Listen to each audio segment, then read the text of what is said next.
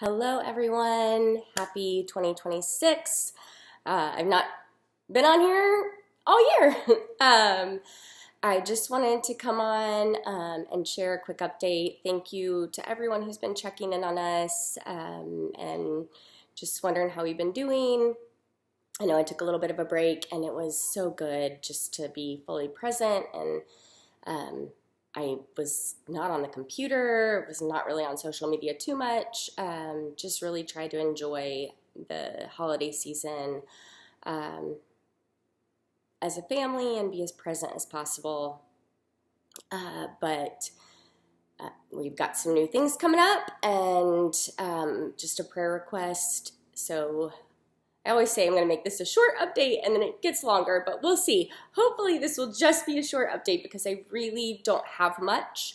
In my most recent video, I know I shared that the cancer was stable. Praise the Lord. And that because of like a slight hiccup on MD Anderson's end, I was possibly going to be starting my infusions locally, and that did happen, and it's been, and I think moving forward will be such a blessing.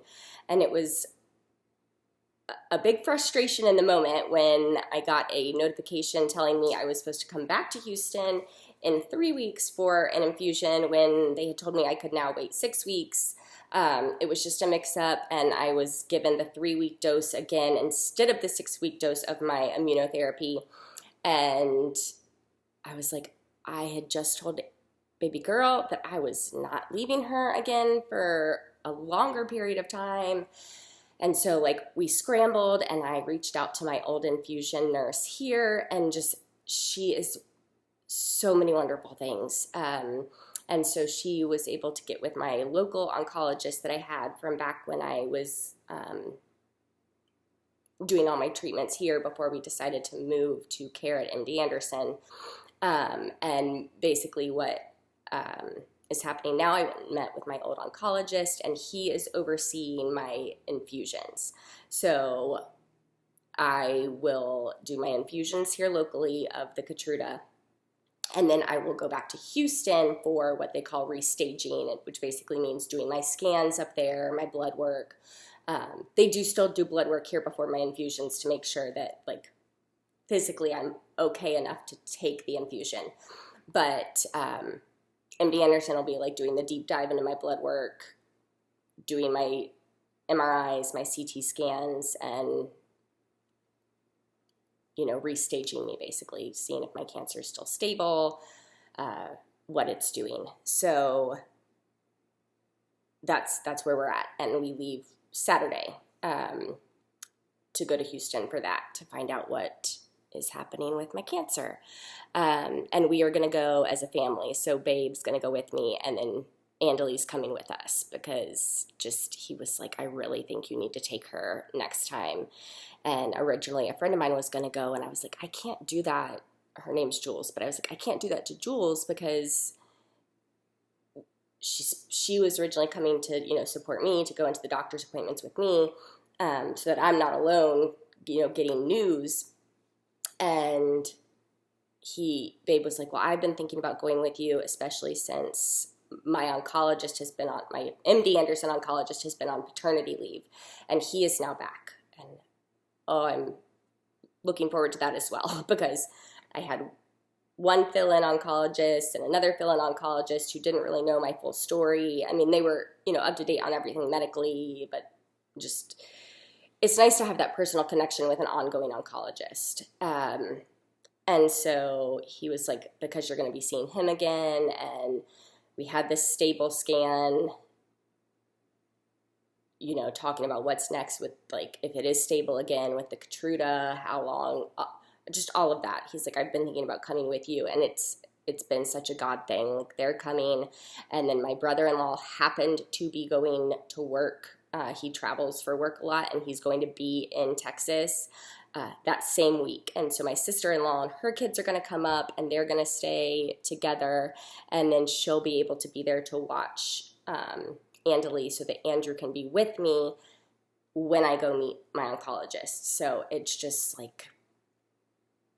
a huge God thing, and we're grateful. But we're all going, which I think is good, because I feel like you can tell in her little body that she knows I'm supposed to be going somewhere again soon, and she's just kind of been out of sorts, like very just anxious anytime I am not with her. Anytime I'm leaving, she's even struggling letting Babe help her with things.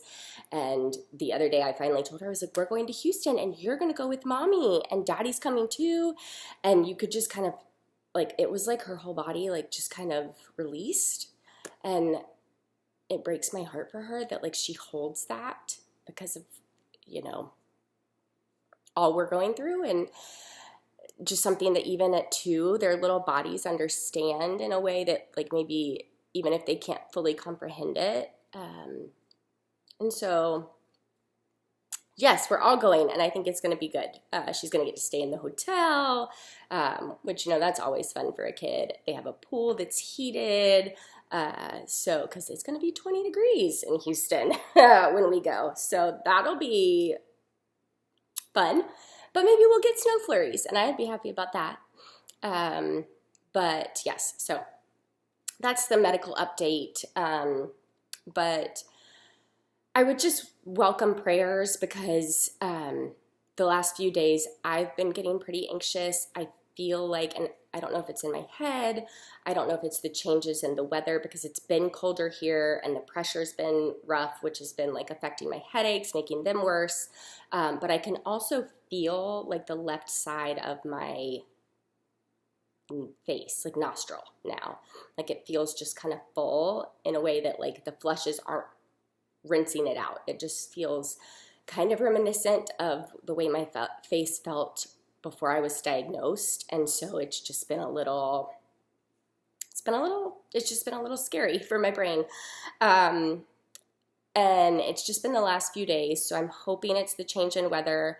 I'm also starting to feel my face more. So for the last 2 years, I have not really been able to feel my left side of my face at all. But I'm starting to get more feeling back. So I don't know if I'm also just feeling what's been there all along, or new scar tissue that's developed. And because I can feel more, I'm feeling it and acknowledging it more.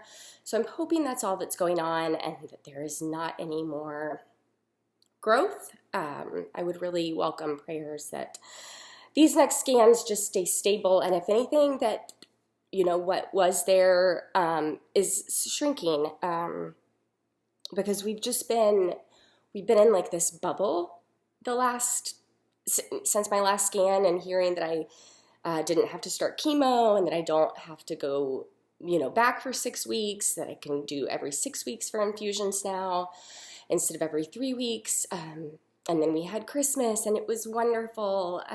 She was just so much more aware of what was going on, and just so sweet. So we've just, like I said, we've been in this bubble, and I've had bad moments, and the weather's there's been days that my headaches have been really rough. But for the most part, it's just been, we've had a good season. The last few weeks have been really good and just fun. And, I've just felt like a mom and not cancer mom. We've just been having fun and doing new things and going to Disney and just all the things. We've been doing all the things, and I just don't want that bubble to pop. And I know that, at some point, I don't know, not in the sense of the cancer shoe is going to drop again, but the bubble can't last forever. But I don't want it to pop because there's more cancer. I don't, nobody wants that, right? But please pray with us that the cancer is remaining stable, and that I can continue on the path that we are currently on. My hair growing back in, this, I'll show you this craziness.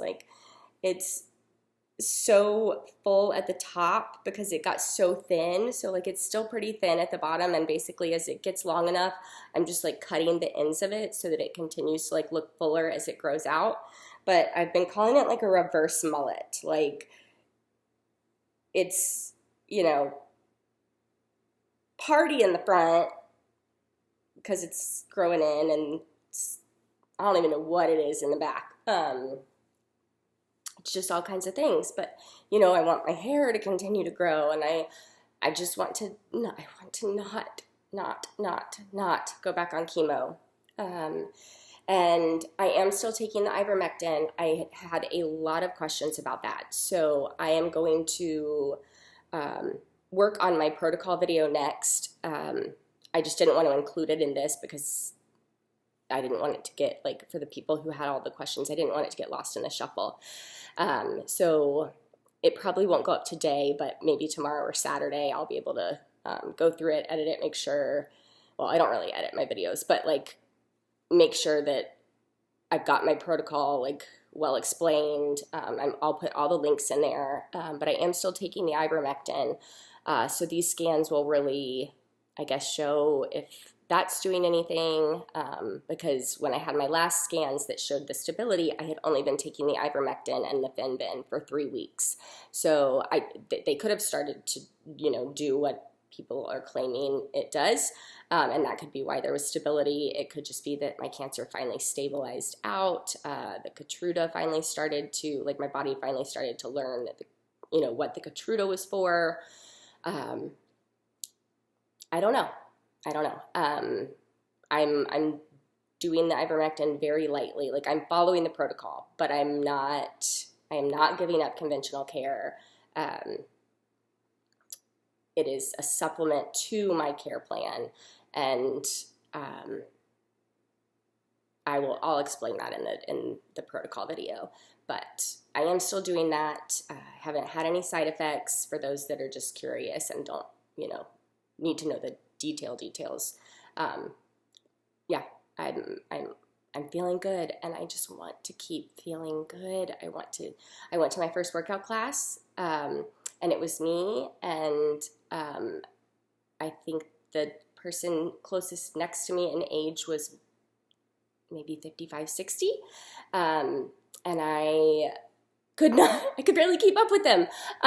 So I am slowly starting to build my strength back up, and I just want to be able to continue to go to those classes and feel good enough to do them, and work on building more strength and more energy and just more of all the things, because it's nice to feel good, and it's nice to be able to just keep up with my daughter, really. So she's just raring and rolling and growing and moving and doing all the things, and so I just want to be able to do all the things with her. So just pray that our bubble doesn't burst, and that, like I said, the cancer is stable.